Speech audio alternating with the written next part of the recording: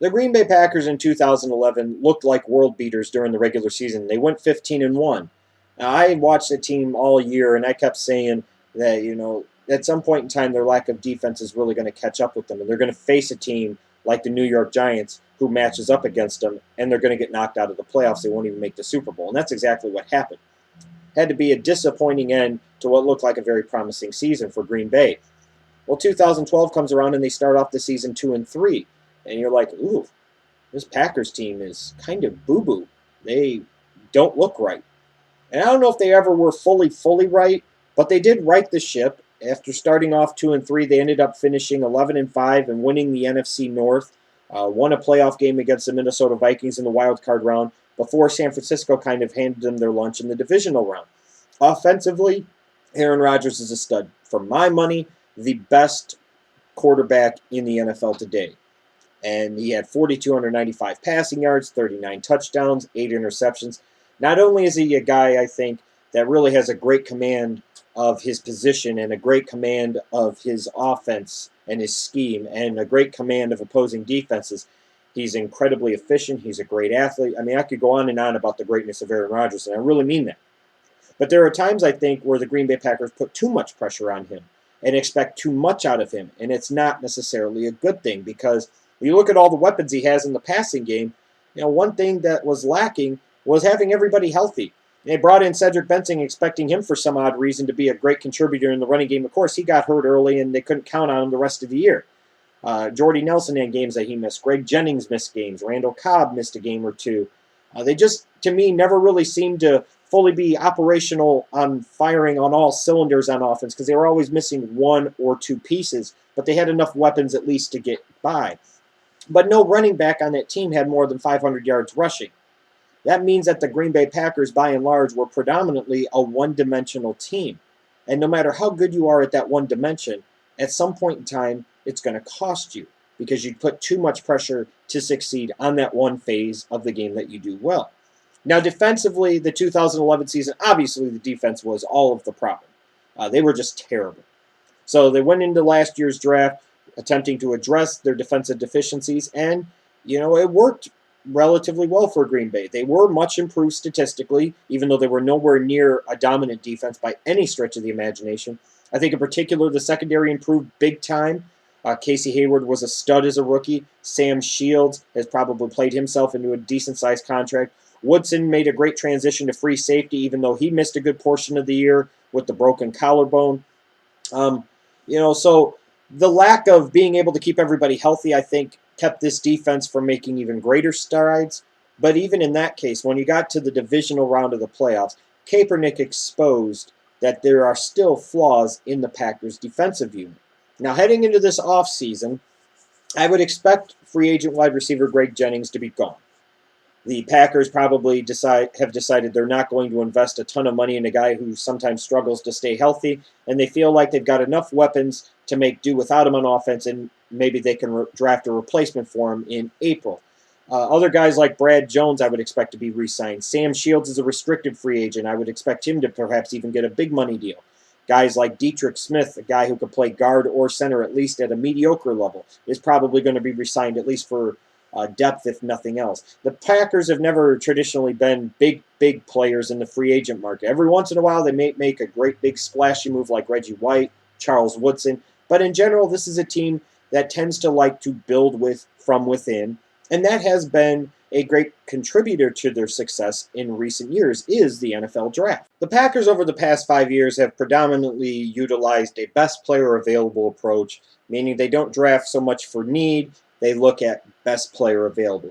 Now, I think in 2012 and 2009, I don't think that was necessarily entirely true. I think they decided that they were focusing in this area, but they were still looking for the best player available in that area. You look at 2008, it produced playmakers on offense like Jordy Nelson and Jermichael Finley. It gave them a starting offensive lineman like left guard Josh Sitton. 2009 was a big success for this team. With their 2 first-round picks, they got B.J. Raji, and of course, the freak, the Latimer lookalike Clay Matthews.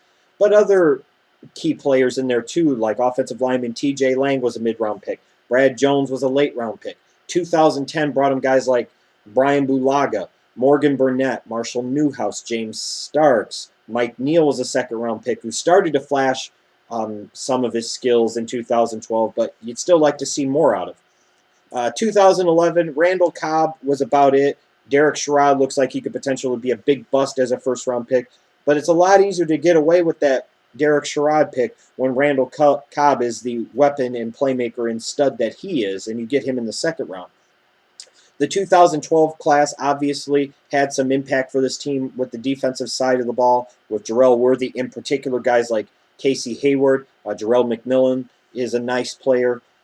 If Nick Perry can stay healthy and he can develop into an effective 3-4 outside pass rusher, which I'm not fully sold that he fits the 3-4 outside linebacker position yet.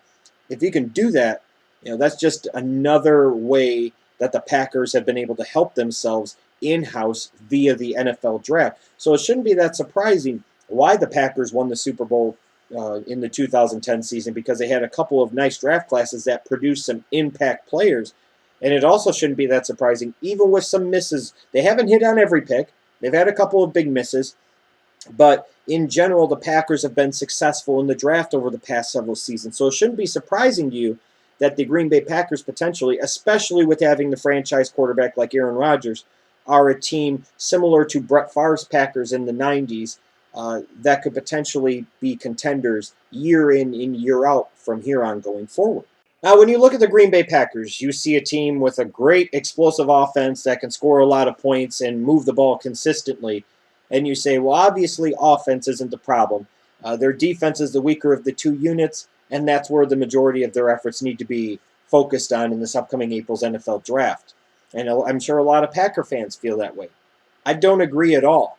In fact, I think if you look closer, you'll find that Aaron Rodgers and some of the other weapons that they have in the passing game help mask some of the significant deficiencies on the offensive side of the football for the Green Bay Packers.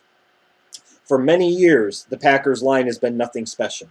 And in particular, the center position now. Jeff Saturday was brought in, and he ended up getting benched in favor of Dietrich Smith, who himself was nothing special.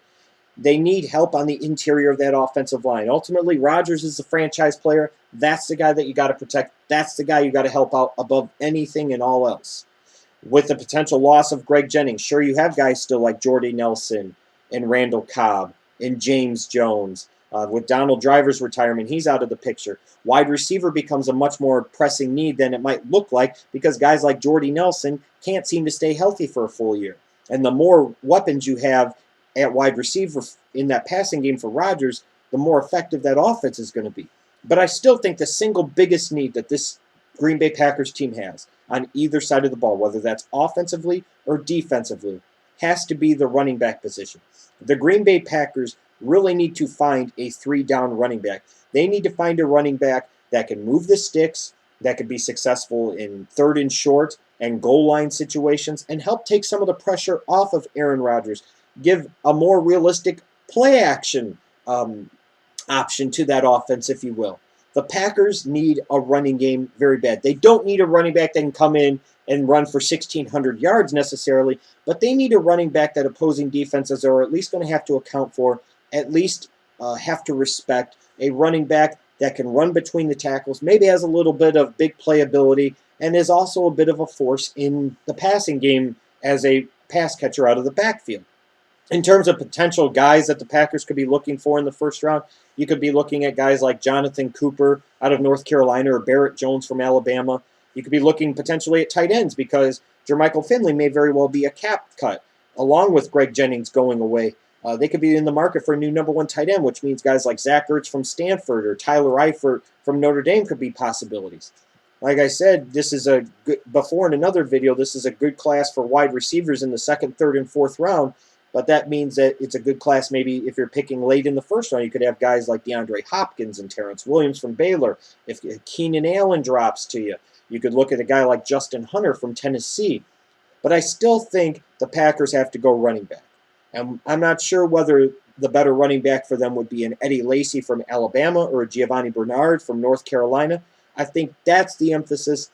That's the focus. And in fact, I would expect after utilizing the 2012 draft to primarily focus on the defensive side of the ball, where I believe their first 6 picks were all defensive players, I would expect the Packers' draft philosophy to mirror that in a lot of ways in 2013 for the offensive side of the ball, looking to add another wide receiver, another tight end, an interior lineman, and one, if not two, running backs. And I think ultimately that's the right way for the Green Bay Packers to approach this draft in this offseason.